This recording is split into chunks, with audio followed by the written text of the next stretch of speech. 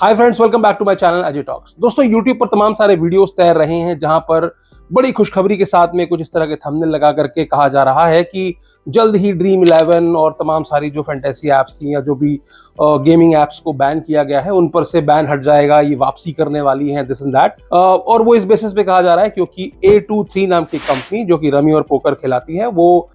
Karnataka high court move कर गई है इस पूरे फैसले के खिलाफ। और क्यों मूव कर गई है कर्नाटक हाई कोर्ट, इस पर बात करेंगे। और कुछ घटनाएं भी हुई हैं जिन पर भी हम आज इस वीडियो में चर्चा करने वाले हैं। तो आपको पता ही है कि रियल मनी गेमिंग को बैन करने के लिए दोनों सदनों से एक बिल को पारित किया गया। बाद में राष्ट्रपति जी ने भी उसमें अपना हस्ताक्षर कर दिया और उसको एक कानून का रूप दे दिया। तो जिस दिन अखबार में ये खबर छपी थी उसी के नीचे एक खबर और छपी थी जिसमें लिखा था, ऑनलाइन गेमिंग में फंसकर 12वीं के छात्र ने दे दी जान। ये घटना है लखनऊ की, जहां पर लखनऊ के 12वीं कक्षा के एक छात्र सिद्धार्थ सिंह ने ऑनलाइन गेमिंग की लत में पड़ करके 1000 रुपए हारने के बाद, क्योंकि सुसाइड नोट में उसने यही लिखा था कि गेम खेलने की लत से घर के सभी लोग परेशान हैं, लत नहीं छूट रही है, पापा दोस्त से 1000 रुपए लेकर के हार गया था तो उसको वो रुपए दे देना, मुझे डर है कि कहीं मैं ज्यादा रुपए ना हार जाऊं, इसीलिए ये कदम उठा रहा हूं। आपको बता दूं कि सिद्धार्थ के पिता रविंद्र सिंह पेशे से एक मेडिकल रिप्रेजेंटेटिव हैं और बेटे को जो है आजमगढ़ से लखनऊ पढ़ाई करने के लिए लाए थे और उसकी ऑनलाइन गेमिंग की लत को छुड़ाने के लिए लाए थे। उनकी माता का यह कहना है कि अगर ये बिल समय से पहले आ चुका होता और इस तरह की गेमिंग एप्स को बैन कर दिया होता तो शायद उनके परिवार का चिराग न बुझता। ऐसी ही एक खबर आज के दैनिक जागरण अखबार में छपी थी जिसमें लिखा था कि ऑनलाइन गेम में शिक्षक ने 1.25 करोड़ रुपए गंवाए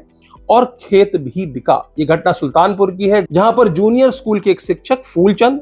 इन्होंने अपनी सैलरी के अगेंस्ट 31 लाख रुपए का लोन ले लिया और लोन लेकर के सारा पैसा ऑनलाइन मनी गेमिंग में लगा दिया। यही नहीं, 15 लाख रुपए का उधार उन्होंने अपने दोस्तों से लिया, वो पैसा भी ये हार गए। इसके अलावा जो खेती किसानी वाली अपनी जमीन थी वो भी बिक गई और शहर में एक प्लॉट था वो भी बेच करके सारा पैसा ऑनलाइन गेमिंग में लगा दिया। उन्होंने उनके बयान के हिसाब से उन्होंने कहा कि नवंबर 2024 यानी कि 9 महीने के अंदर अंदर वो ये सारा पैसा हारे हैं। नवंबर 2024 में वो रमी सर्कल, खेल प्ले रमी, रमी वर्स और दमन मोबाइल ऐप, याद रखिएगा सारे नाम, इनमें से जो 3 नाम हैं वो रमी पोकर से संबंधित है जो कि रमी खिलाते हैं, और जो चौथा नाम है दमन, जिसके बारे में मैं पिछले वीडियो में भी आगाह कर रहा था कि लेकिन दमन जैसे ऐप्स और वेबसाइट्स आज भी चल रही हैं जिसमें कलर ट्रेडिंग जैसे गेम्स खिलाए जाते हैं और लोग लाखों रुपए इसमें हारते हैं। तो फूलचंद ने बताया कि गेम खेलने की लत की वजह से उनको उनके परिवार ने अलग कर दिया है। अब वो अपनी पत्नी और बच्चों के साथ किराए के मकान में बाहर रहते हैं। उनकी पत्नी ने कहा कि वो आर्थिक तंगी से जूझ रहे हैं, जिनसे उधार लिया है वो सारे उनको लगातार चेज कर रहे हैं, उनसे पैसे मांग रहे हैं। तो आज की डेट में 50 लाख का उनके ऊपर लोन है, जो सैलरी है उसके अगेंस्ट भी वो लोन ले चुके हैं, खेती बाड़ी बिक चुकी है, किराए पर रह रहे हैं, 2 बेटियां हैं, एक बेटा है, उनके स्कूल की फीस, खाने कपड़े की व्यवस्था करना मुश्किल हो गया है, ऐसा उनकी पत्नी का कहना है। और लत इतनी बुरी है कि पिछले हफ्ते भी भाई साहब ने 1.25 लाख रुपए ऐसे ही किसी गेम में लगाए और लगाने के बाद वो पूरा पैसा हार गए। उनकी बकौल फूलचंद शुरुआत में 7 लाख रुपए ही लगाए थे, जिसके बाद उन्हें 18 लाख रुपए रिटर्न में मिले। बस यहीं से लत लग गई, रात रात भर जागकर गेम खेलते और एक हफ्ते तक सोते ही नहीं। पत्नी का यह कहना है कि काश ये बिल पहले आ जाता तो इस तरह की नौबत उनके सामने नहीं आती। तो यही सारे कारण हैं जिसकी वजह से सरकार ने एक पूरे एनालिसिस के बाद में इस बिल को तैयार किया और उसको दोनों सदनों से पास कराने के बाद एक कानून का रूप दिया। अब अपडेट यह है कि आज एक बड़ी बैठक हुई है जिसमें कि सरकार के नुमाइंदे हैं, गेमिंग कंपनी के भी लोग हैं, फेडरेशन के लोग भी हैं, बैंक के लोग भी हैं, कुछ फाइनेंशियल इंस्टीट्यूशंस के भी लोग हैं।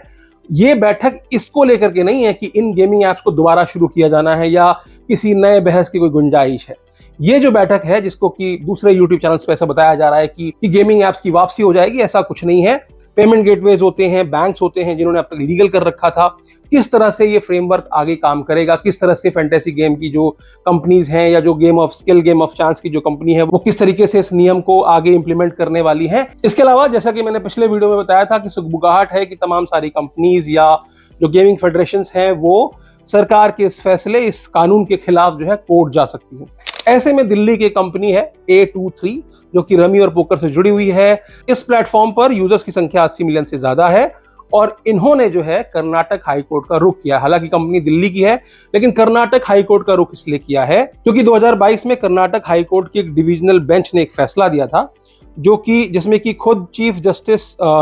ऋतुराज अवस्थी और जस्टिस कृष्णा दीक्षित ने जो है वो फैसला सुनाया था, जो कि पुलिस अमेंडमेंट एक्ट 2021 के कुछ हिस्सों को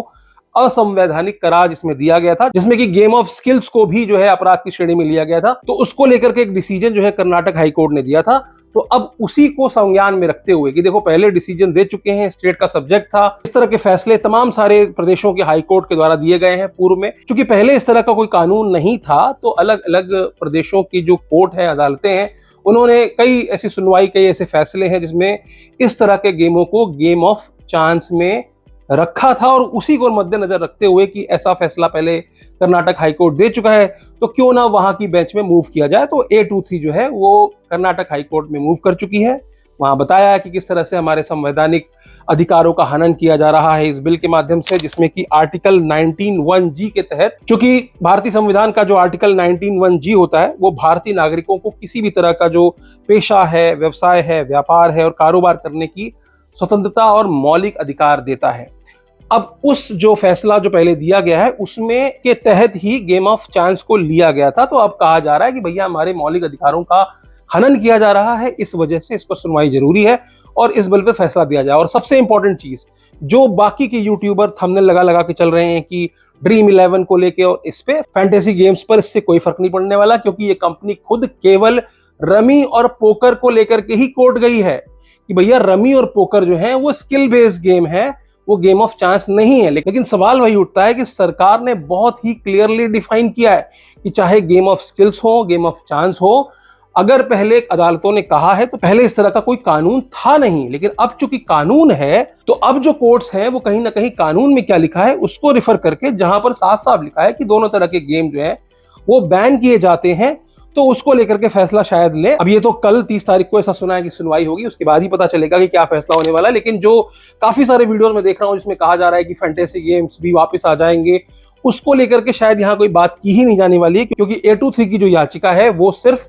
पोकर और रमी, इन दो गेम्स को लेकर केंद्रित है, क्योंकि A23 भी इन्हीं गेम्स के साथ में संचालित किया था। उन्होंने ये भी कहा है, कई सारी दलीलें दी हैं कि किस तरह से ये जो कानून है इसके एकाएक आ जाने से आर्थिक संकट कंपनियों को हो रहा है, कंपनियां बंद हो जाएंगी, इतने सारे रोजगार चले जाएंगे, वो सारे तर्क इसमें दिए गए हैं। तो इस चीज को लेकर के A23 कंपनी जो है वो कर्नाटक हाईकोर्ट पहुंची है। आपको बता दूं कि फैंटेसी गेम, चाहे वो ड्रीम 11 हो या गेम्स क्राफ्ट हो, इन लोगों ने, जिनका नाम पहले चल रहा था कि ये भी कोर्ट जाएंगे, इन लोगों ने साफ साफ मना कर दिया है कि हम किसी भी तरीके से अब सरकार के फैसले के खिलाफ नहीं जाने वाले हैं। और ऐसा अब उनका कोई मन नहीं है। अब वो फ्यूचर के रोड मैप पे काम कर रहे हैं कि किस तरीके से अपने जो यूजर्स हैं, ड्रीम 11 के ओनर का तो ये भी कहना था कि हमारे पास इतना पैसा, इतना पर्याप्त धन है कि हम अगले कुछ साल तक सर्वाइव कर सकते हैं, और आगे का जो विजन है, रोड मैप है, उसको हम आराम से प्लान करके कि किस तरह से आगे हमको इस कंपनी को ले जाना है, उस पर हम सोच रहे हैं। तो ले दे करके A23 गई है, फिलहाल कोई फेडरेशन नहीं गई है, दूसरे कोई और जो बताया गया था कि और राज्य सरकारें भी जा रही हैं कानून के खिलाफ में, ऐसा कुछ नहीं हो रहा है। ये कुछ यूट्यूबर्स हैं जो कि कुछ फालतू की अफवाहें फैला रहे हैं कि